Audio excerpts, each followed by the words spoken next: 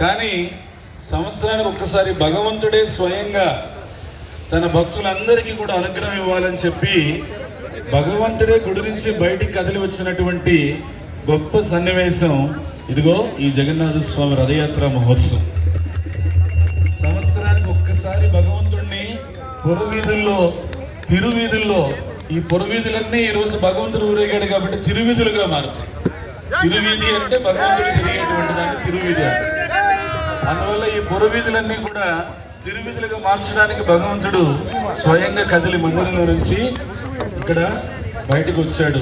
అందరికీ దర్శనమిస్తూ, శివులకు హరినామ సంకీర్తన వినిపిస్తూ, నోటికి ఆ భగవత్ జగన్నాథ స్వామి మహాప్రసాదాన్ని చక్కగా అందిస్తూ భక్తులందరూ కూడా హృదయపూర్వకమైనటువంటి భక్తి భావంతో, భగవంతుని పట్ల సేవాభావంతో, అందరి పట్ల ఆత్మీయ భావంతో చేసేటువంటి జగన్నాథ రథయాత్ర మహోత్సవాన్ని భక్తులందరూ కూడా చాలా చక్కగా ఉత్సాహంగా పాల్గొని భగవంతుని ఆశీర్వాదాన్ని పొంది ఏం చెప్తారంటే, రథేతు వామనం దృష్ట్వా పునర్జన్మ నవిద్యతే, డోలేన డోల గోవిందం చాపేతు మధుసూదన, రథేతు వామనం దృష్ట్వా పునర్జన్మ నవిద్యతే.